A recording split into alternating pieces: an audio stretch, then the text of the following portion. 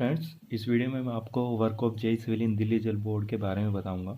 उससे पहले मैं आपको इसका चार्ट फ्लो बताना चाहता हूं कि हमारा जो जेई है किसके अंडर में होता है, क्या क्या हमारा चैनलाइज है। तो सबसे पहले जो होता है हमारा एक ये सुपरिटेंडिंग इंजीनियर होता है। उसके अंडर में हमारे कुछ डिवीज़न आते हैं। किसी में 3 डिवीज़न आएंगे, किसी में 4 डिवीज़न आएंगे। तो जैसे इसमें 3 डिवीज़न हमारे आ रहे हैं, तो हर एक डिवीज़न में एक एक्शन होता है।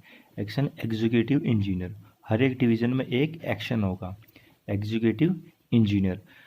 और एग्जीक्यूटिव इंजीनियर के अंडर में कई सारी विधानसभा आती हैं। 3 भी आ सकती है, 4 भी आ सकती है और 5 भी आ सकती है। ठीक है। फिर वो उन सभी विधानसभा जो है वो AEE के अंडर आती है। हर एक विधानसभा में एक AEE होगा या AE भी हो सकता है। ये होता है असिस्टेंट एग्जीक्यूटिव इंजीनियर, जो कि हर एक विधानसभा में होगा। फिर हर एक विधानसभा में कुछ वार्ड होते हैं, किसी में 3 होंगे, किसी में 4 होंगे, किसी में 5 होंगे। तो हर एक वार्ड के अंदर फिर एक ये जेई आता है। तो हमारे जो वर्किंग है वो इस वार्ड के अंदर होगी, हर एक वार्ड के अंदर एक जेई होगा। ठीक है। अब ये जूनियर इंजीनियर का जो वर्क है दिल्ली जल बोर्ड में, वो 2 तरीके से होता है। जब हमारी जॉइनिंग होती है तो क्या तो प्रोजेक्ट में पोस्टिंग होती है या फिर मेंटेनेंस में होते हैं। तो हमारे दिल्ली जल बोर्ड में 2 तरह के वर्क होते हैं, एक तो प्रोजेक्ट में और दूसरा हमारा मेंटेनेंस में। तो इस वीडियो में मैं आपको मेंटेनेंस में वर्किंग क्या है दिल्ली जल बोर्ड के जूनियर इंजीनियर की, तो वो मैं इसमें आपको बताऊंगा।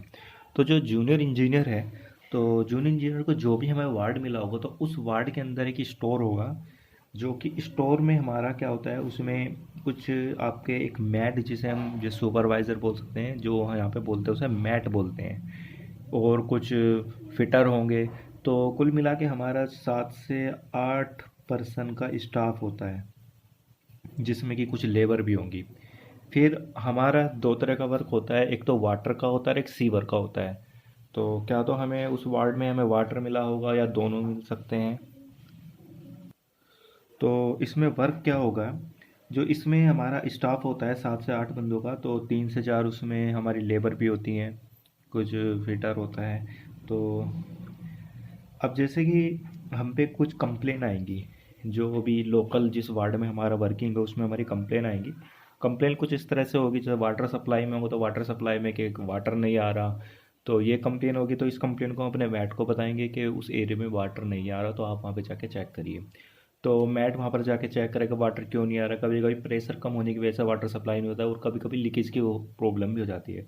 तो अगर मान लो वाटर नहीं जा रहा, कहीं लीकेज की प्रॉब्लम है, किसी वाटर लाइन में लीकेज की प्रॉब्लम है, तो वहाँ पर जो भी इस स्टोर में लेबर होगी, वो लेबर वहाँ पर जाकर उसको चेक करेगी, और जो छोटी मोटी लीकेज है तो यही जो लेबर है वहाँ पर उसको सही कर देगी। और अगर मान लो इस पूरी पाइपलाइन में ही लीकेज है, काफ़ी लंबा पाइप है, तो उस पाइपलाइन में ही हमारी ये लीकेज है, तो उस केस में क्या होगा, ये लेबर नहीं कर पाती। फिर लेबर बोल देती है कि ये इतना काफ़ी लेंथ में हमारी ये लीकेज है, तो ये कभी कभी हमें लाइन जी रिप्लेसमेंट करनी पड़ती है। तो इस लाइन को रिप्लेस करने के लिए फिर हमें जो है इसका एक एस्टिमेट तैयार करना होता है। एस्टिमेट तैयार जो हमने अभी स्टडी करी है, जैसे हम सबसे पहले जो पढ़ते थे वो एक बिल्डिंग का पढ़ते थे, जो फाउंडेशन होगी, सुपर स्ट्रक्चर वगैरह। तो इस केस में जो हमें एक एस्टिमेट तैयार करना होता है एक पाइपलाइन का, तो एस्टिमेट सिंपल सा वही होता है कि हम एक्सकेवेशन करेंगे। एक्सकेवेट करने के बाद उसको फिर पाइपलाइन का सारा टोटल जो होता है उसका एरिया निकालना, और पाइपलाइन कौन सी पाइपलाइन डलेगी, कौन से एक्सेवेट होगा, डीप इसमें जो कॉन्क्रीट वो कितने एक्सेवेट होगी, अर्थ कितने एक्सेवेशन होगी, वो सारे हमें एस्टिमेट तैयार करना होता है।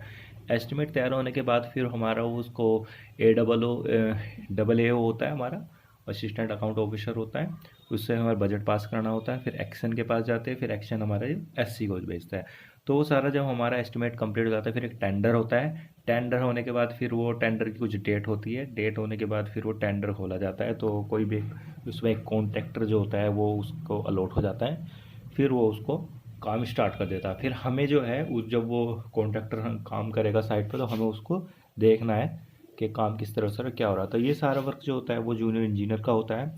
और जो सीटिंग है जूनियर इंजीनियर की, वो एक वार्ड में जो स्टोर मिलेगा वहाँ पे हमारी जेई की सीटिंग होगी, जिसके अंडर में 7 से 8 पर्सन जो है वो इसके अंडर में काम करेंगे। और दूसरी सीटिंग जो होगी जहाँ पर इनका मेन ऑफिस होगा, एक्शन का जो ऑफिस होगा, उसके अंदर हमारी सीटिंग होगी। यहाँ पर ऑफिस में जाकर हमें बिलिंग वगैरह एस्टिमेशन वगैरह वो वहाँ पर हमें तैयार करने होते हैं।